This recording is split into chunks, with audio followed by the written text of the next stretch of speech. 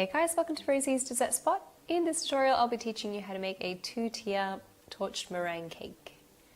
So I'm starting off with the filling. I'm making a bit of whipped cream here, adding in some vanilla extract and some powdered sugar, starting it on slow to make sure I don't get a face full of icing sugar, and then turning up to high until I get nice stiff peaks.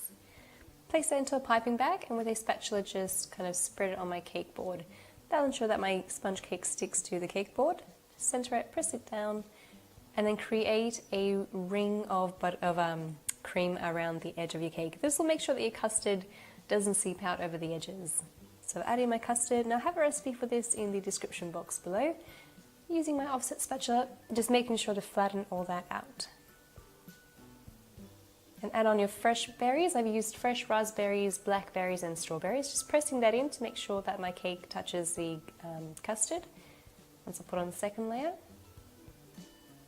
And then continue this process up the cake. So your ring of fresh cream, your custard and your berries.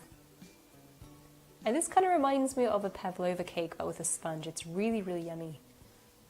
Then using that same fresh cream, just kind of spreading it over the top and over the sides just to make sure that we can trap any loose crumbs. And that way they won't make it into our final layer of frosting. Give it a bit of a clean up and bring those edges into the center of the cake. And I'll pop that into the freezer just in the meantime. It'll only stay in there for like 10 minutes. Then do the exact same thing for your top tier. I've used a 5-inch cake here on a 4-inch cake board because I didn't have a 5-inch cake board, but I would recommend putting it on the same size cake board and following the exact same process. So my top tier is a 5-inch and my bottom tier is a 7-inch. Cleaning up the sides, and if you see any kind of holes poking through where cream's a bit missing, just add some in, press it in there. And then to support the weight of the cake on the 7-inch, I've put in 2 very large straws and just cutting in where the cream sort of marked them. So they're sitting a little bit below the cake. Then place your second cake on top, make sure it's nice and centered. And I noticed it was a little bit lopsided, so I added in a little extra cream on one side just to even that off. And then create a bit of a crumb coat. Same process, bit of cream at the top, push out to the sides, and gently and lightly coat your sides. Now for the meringue frosting, I've got my egg here, just separating the yolk from the egg white, and then adding that into the mixing bowl one at a time to make sure that there's no yellow contaminating. Add in a pinch of salt and whiz that up on high till you get those sort of white bubbles forming, and then add in your icing sugar a tablespoon at a time. And then let it run for about 5 to 7 minutes or until you get these nice stiff peaks. It should look something like this. Now place that into a piping bag fitted with a 6B Wilton tip, and I'm just creating these shells across the bottom of the cake. And I'm making sure to start my new layer of shells in between the 2 previous shells, so they're sort of alternating like that. And continue this all the way up the cake. And the recipe for all of this will be in the description box below.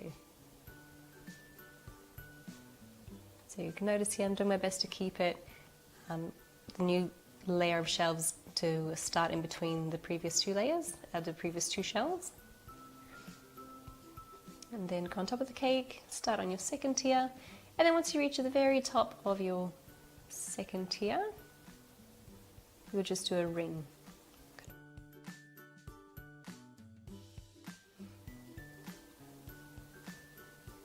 Then a swirl right in the center, and I'm using my little spatula here just to cover up where I can see cake. So I'm pressing it underneath the shell and then pulling it over, and that way it hides the cake.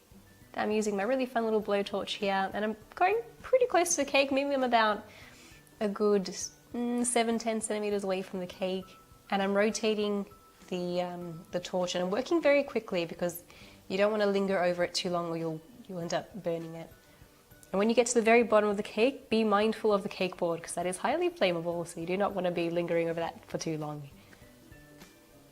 And then just continue all around the cake.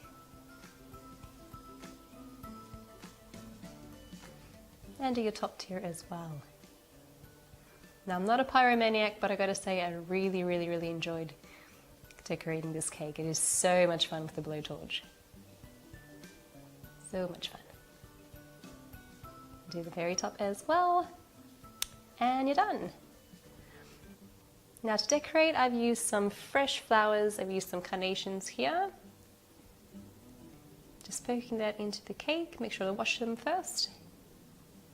And here I've used just some leaves that I bought from the florist. Having said that though, I had a lemon tree. I don't know why I paid money for leaves when, you know, we have trees in abundance here. But decorate with whatever you like. And you're done. So you make a torch meringue cake decorated with some fresh flowers.